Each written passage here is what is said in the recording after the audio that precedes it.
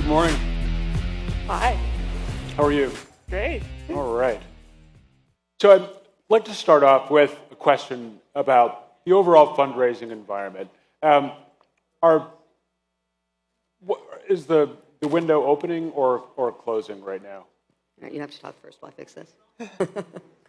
I don't think it's opening or closing. I mean, as an investor, I feel that the flow of referrals is very similar. I think that when I look at our deal activity and the number of companies we're looking at, it's pretty consistent with, what we did last year and what we're looking to do. So, anecdotally, it feels very consistent. I know there's more corporate money coming into the business, and that actually might change the flavor of the investment activity, but I don't think it's changing dramatically. Again, on the ground, it feels very similar. I remember looking at the data, actually, and what was really interesting was that the number of companies getting later stage funding is actually increasing.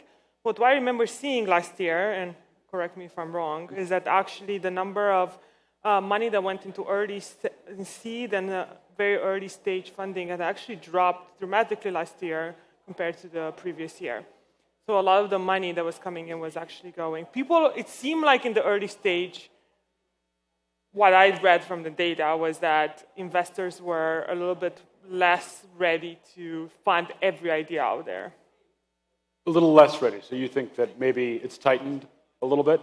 Only on the very early stage. Okay. According to this report I read, so, So let's say that I'm a founder, which I am not, but if I was a founder and I was coming to you for capital or going to someone for capital, what would I need to know, one, to raise money, and then also just to optimize the way that works? And we can talk about that in a bit more detail later, but let's just talk about, what do I need to know just to be able to get to the point where I'm able to raise funds? Right. Well, and this is something that it sounds very obvious, but you need to know how you would spend your money, right? So you need to know, here's the problem I'm solving, here's the right team that I've assembled around me that's going to address that problem, and what we're going to make that addresses that problem. And so if you have those pieces, in theory, you then know how much money is going to be required to go out and tackle a first set of milestones. You know what that first set of milestones are. So if you have those things, then I think you're ready to go out and fundraise. If you don't have that very short checklist, deceptively simple and short checklist done, you can't raise money. I mean, if you can't tell someone, I'm going to take this capital, I'm going to achieve these milestones, and these are the right milestones for me to successfully raise an additional round, presuming that you need it, and most people do use that initial round of funding in order to get, to the big money. So, again, straightforward. I think that does make sense to some extent, but let's be honest, as a very early stage founder, you have no idea.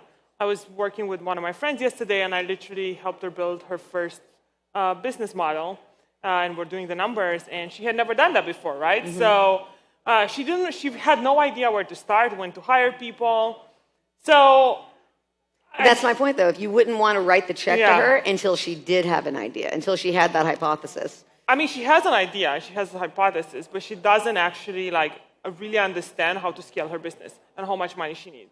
And I think that was us in the very early days. Mm-hmm. We had an idea. So we didn't actually focus as much. We raised our seed without a business plan.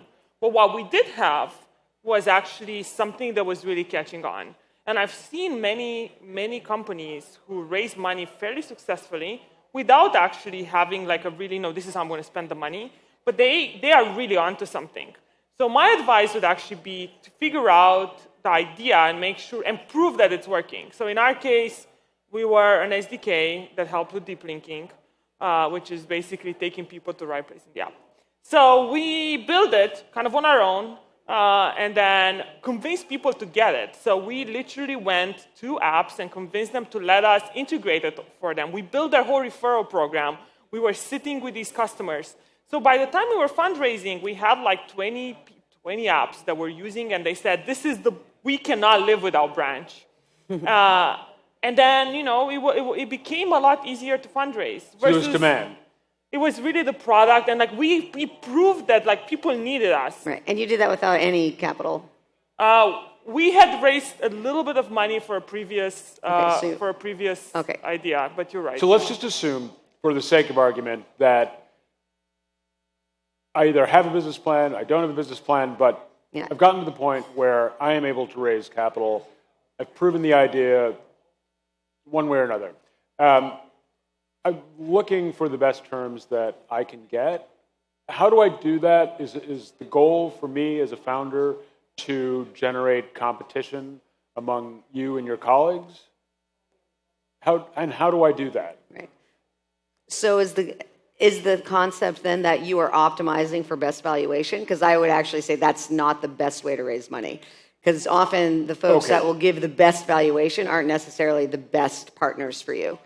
I've seen that many times. Like, they usually, there's always a catch.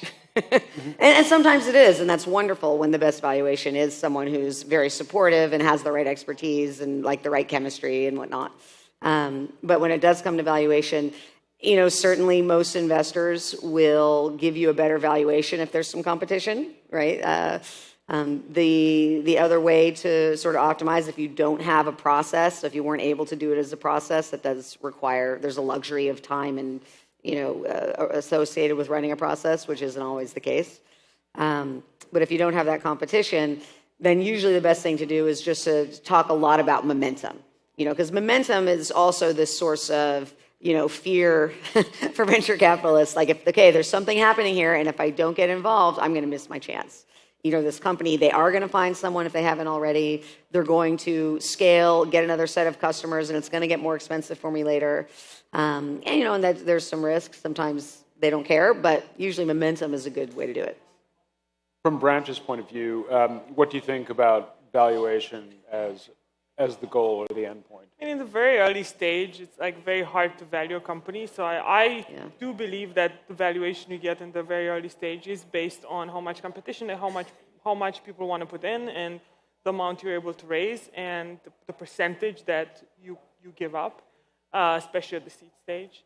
I would say that some advice. The way we did it, I think it's important that when you do decide to raise, that you don't speak to your dream VC first, that you practice. And I know it's, maybe not, I'm sure probably VCs don't like to hear that, but it's important that you go and you pitch to maybe not the best person and the person that you want to take money from, because you will get it wrong the first time, and you might get questions that you don't know the answers to.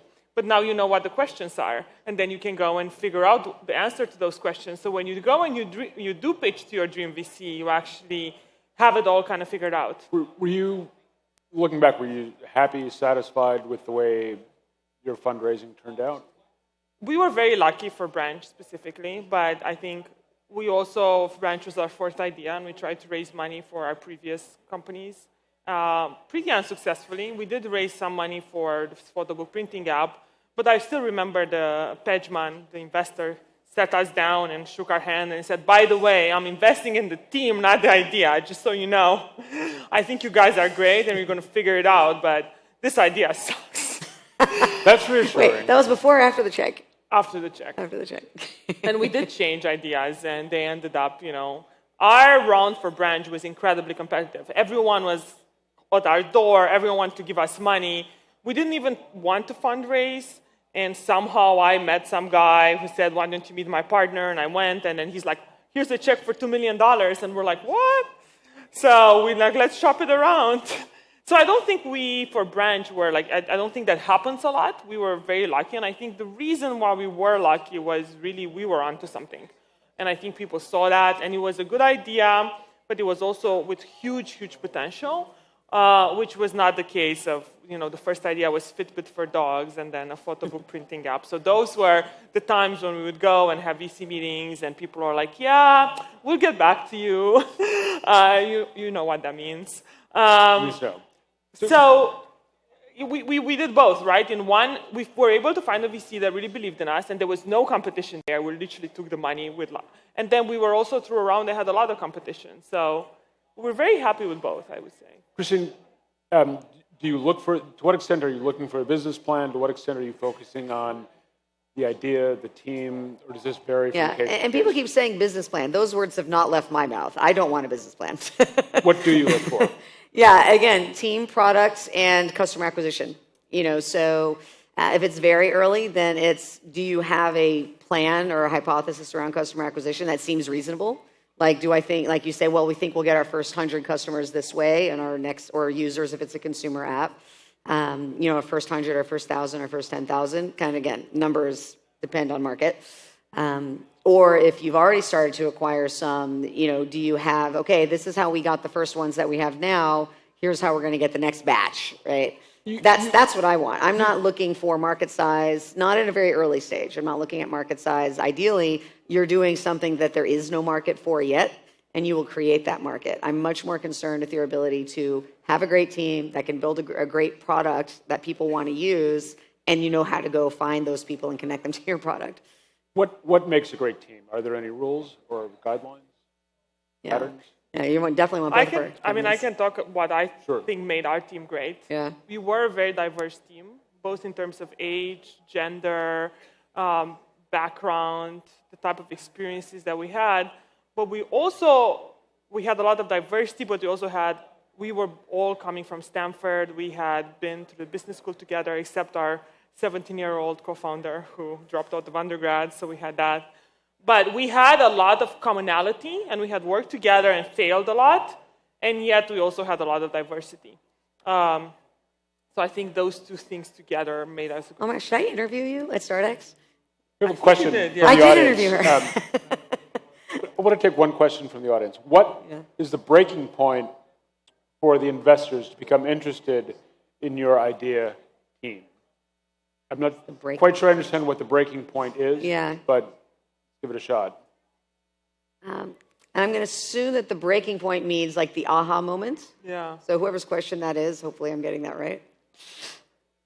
So assuming you mean the aha moment, I think it's seeing some sort of click either in between the team members or in between the team members and the investment team at the firm you're talking to. So I was just like, oh my gosh, I think I interviewed her for StartX at Stanford because I do those interviews. And what we're usually looking for on the teams are these people that not necessarily can finish each other's sentences, but do they throw the ball back and forth well? Does everyone have some area of expertise? Are they comfortable sharing, or are they bad at sharing? And wanting to know, in particular, how do you resolve disagreements? Like when there's been a disagreement, how did you resolve that?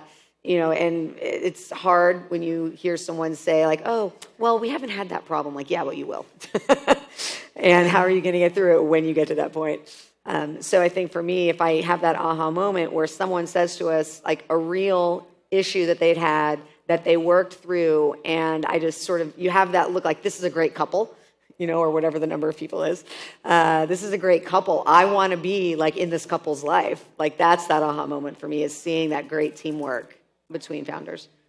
I'll go with IDX. I know for us, there's a story about one of my co-founders going and talking to an investor. And I think the aha moment for him was when he actually saw the potential for our business. He apparently dropped his coffee and drove Alex to NEA and introduced him to all the partners. And NEA led both our seed and NA. And the aha moment was, so we're a linking platform, but our long-term vision is to actually be search for mobile, because we are the link to content. And because we are the link to content on both web and all the different apps, we can actually index that and build our own search index. So I think for us, when we were able to sell this story and this vision, that's when the aha moment happened. And it was basically when we were able to show our investors, kind of tell them beyond what was right in front of them or what we're building now, they saw that we were not just looking short term. We had like a 10-year plan. That we actually built a 10-year plan. And we really were in for the long term. I think that was the aha at that stage. Can we talk a little bit more about the other things that make a great team and also the things that make a great idea? Is it purely subjective? Is there something based just at least on experience that you can share that might be useful? I want to say one thing that I've heard a lot and I think is very true. There are a lot of ideas that are amazing, but are not necessarily VC fundable. So I have friends who started amazing companies without taking any VC money. They're making a lot of money. They're just not, they're like small businesses. But they're very successful small businesses. They just don't have this like huge potential to be billion-dollar valuation. But it doesn't mean it's not a good idea. I think that's a really good point. What is it that makes something VC investable specifically? Yeah. I'm going to go back to momentum again. Okay. So if you have a great concept, and the VC says, yes, I love this idea that you're working on, but you don't have any hints of momentum yet. Many, not all, but many investors will say, well, I'm going to wait. I'm going to wait until you get to this certain point. And it might not necessarily be associated with, what round you're raising. It might just be, I want to wait until I see that you've got some customers interested. I want to wait until you can prove to me that you've got more people working on it. Like, that's a great idea, but it's still just you. Let me see that you can evangelize and get more people to work on this for free before you raise money. So I think that's to the extent you can demonstrate momentum in any way, that's going to get people more excited about these ideas and be ready to write a check for an idea, not just say, wow, that's really interesting. Or it's something that is very personal. So there might be concepts out there that are very personal to my interests. So if you're doing something that's around passenger economy and autonomous vehicles, I've been doing consumer and media. Now Intel Capital's been doing a lot around autonomous vehicles. And so when you put those together, you're like, okay, you got a bunch of people sitting around, basically, they're locked in a living room while they're on the road. What are you going to do when you're locked in that new living room? So I might be more excited in that with a little less of the momentum spice. But momentum never goes wrong. Okay. Let's talk a little bit about the market. Where, in your views, where are the really fundable ideas coming from right now? And where do you think that will be 6-9 months down the road? Yeah. So I think a lot of, and I say this knowing it's going to, not necessarily be good for Intel Capital. But there's so much interest in AI right now. It is insane. So literally, if you are a smart team with AI experience, like just getting out of school, and you're working on something that's going to create a unique data set, or you have access to a unique data set, people will throw money at you. You can command whatever salary you want.